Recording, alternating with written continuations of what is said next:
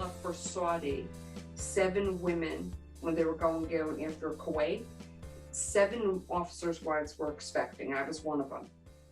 Okay? And we were all due within the last 2 weeks of August. Mm-hmm. I had gone 40 weeks, so I wanted Mark to see the baby.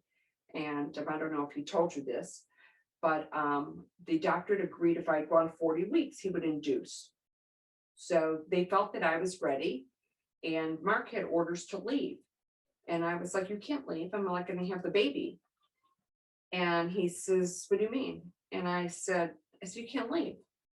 So he mentioned something to somebody, and there was nothing done. And the general on the base was General P, P-E-A-Y. And so I called the general's wife, and I said, they want to send Mark away, and he has orders to leave, and they're going to induce, like they're willing to induce on Friday. And she says, well, I'll come to the hospital and stay with you. So I said, well, it's great, Mrs. P, but I'd like my husband to be there. Like, he'll go away and he'll have the baby, and he'll always have a reason to live. Okay. Good for his morale.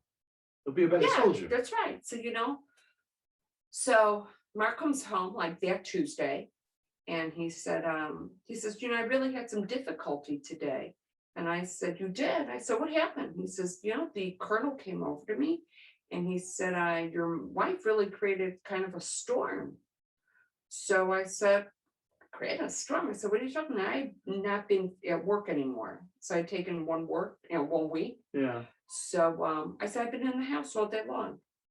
He says, did you call Mrs. P? So I said, yeah, I told her. I said that I wanted my husband there for the delivery. What do you mean you're going to sit there in the delivery room with me? Well, you're supposed to call the major, and then the major will call the. I said, you know what? I'm not calling the major and the lieutenant colonel, the colonel's wife. I went straight to the person who makes the decision. Okay. So so much for chain of command. Oh, so that was a very big no-no. So I said, what happened?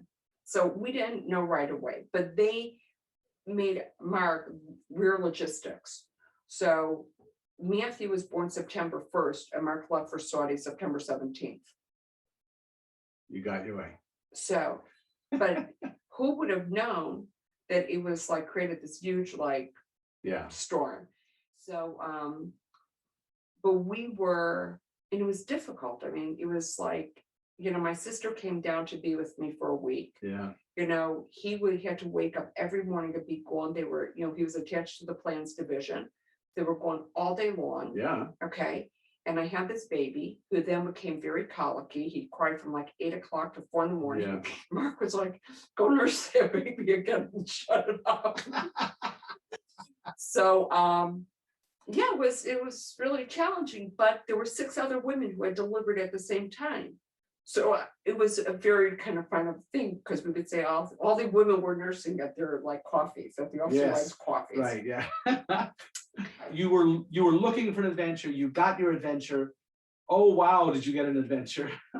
and you're still together. Right. I think really honestly he had. I think that his going to Saudi was almost like the icing on the cake.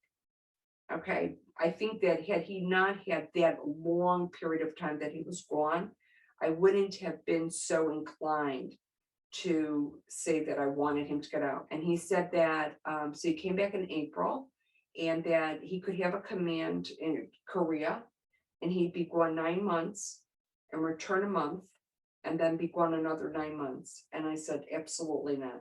I said, I did not sign up for that. I said, you know what? You've been gone. We're married 3 years. You're gone more than half of the marriage. And now you're going to be gone another 1.5 years. That is not for me. Right. And that's what you talked about before you ever got married.